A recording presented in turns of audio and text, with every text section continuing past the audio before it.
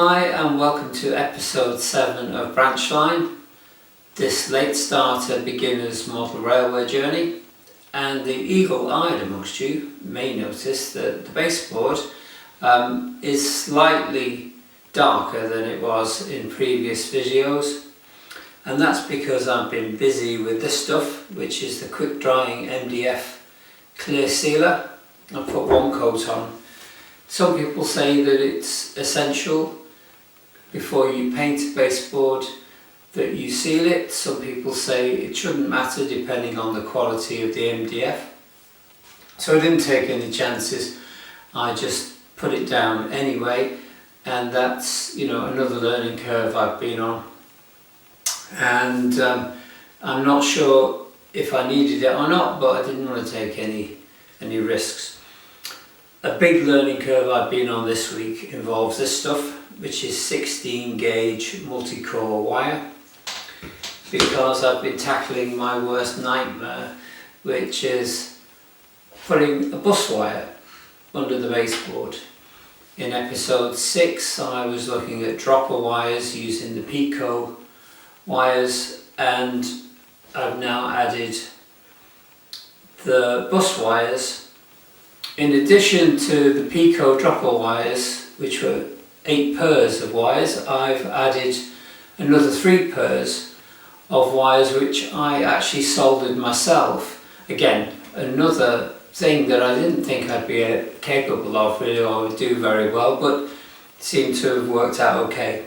I've added those to the top section of the layout because I felt that the Peco wires were sort of concentrated at the front or to one side, so I wanted to spread the power around a bit more. I'll talk to you at the end about the success or failure of the adventure, but you can see for yourself how I got on, and I would also be very grateful for anyone who subscribes to the channel, because I intend to keep going. I think there's a lot more to do and I'd like you to follow along with me. So here we go. Stay tuned for the end to see how I got on, and thanks again for joining me on the channel.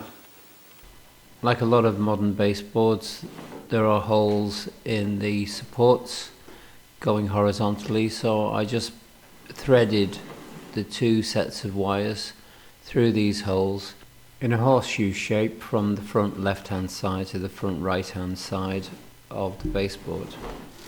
I then used a 25cm hole making drill bit at the front to pass the wires through. To connect the bus wire to the dropper wires, I decided to use an inexpensive form of the Scotchlok that I bought on Amazon. But the old adage of buy cheap and you'll buy twice almost came true, because I found them quite small, even though they were meant to be the right size for the gauge of wire, and they were quite difficult to thread onto the wire.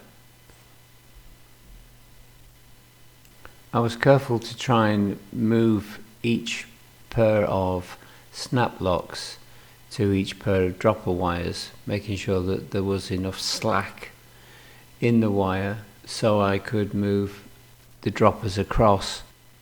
What I discovered was, if you are using a horseshoe shaped bus wire, then it's really important to leave enough slack in it so that you can reach each pair of dropper wires. And I found fitting the wires themselves into the snap locks quite difficult.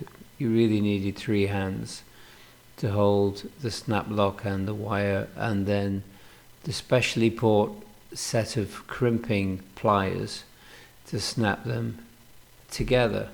I terminated the bus wire back at the front right hand side of the baseboard using the snap locks and some tape and wire clips.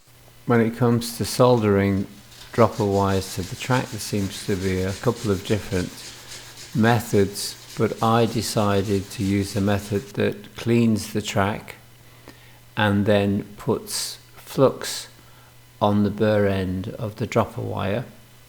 I then added solder to that burr end of wire, which is called tinning. I then decided to do the same and tin the rail. It was then just a matter of holding the dropper wire against the rail while heating the solder and adding a little bit more to join them together. It's not perfect, but it works. There was a little bit of overspill on the top of the rails from the solder, and I'd also been careful to mark them red and black to make sure I put them in the right place. So the moment of truth. Was my worst nightmare realised? Did the whole thing go up in a puff of smoke? Well, the answer is the trains are running.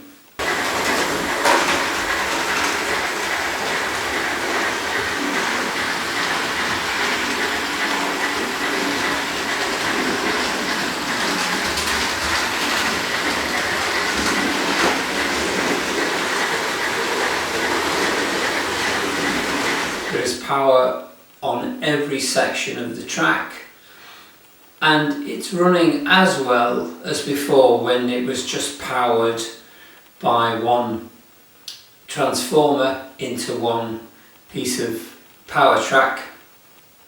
So now I feel a bit more secure about the fact that, you know, if one section goes down, another one might be okay.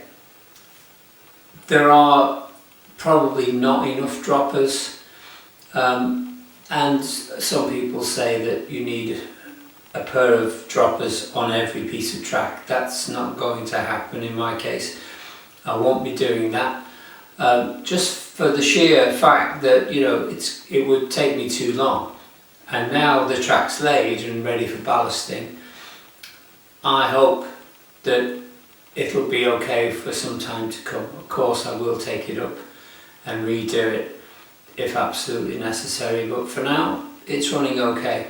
Previously it was running with a 4 amp transformer all the way through, and I was using the coin test to check that everything was okay.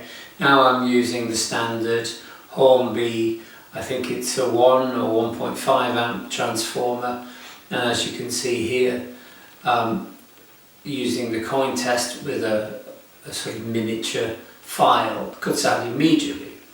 So I don't think there's any problems there. The finishing touch was to put in a control shelf, which was made by the person that made the baseboard, and I think it looks really great. So that's it. Next time I'm going to tackle ballasting and painting the rails, and that's going to be an interesting learning curve, so please join me for that. Thanks, and see you soon.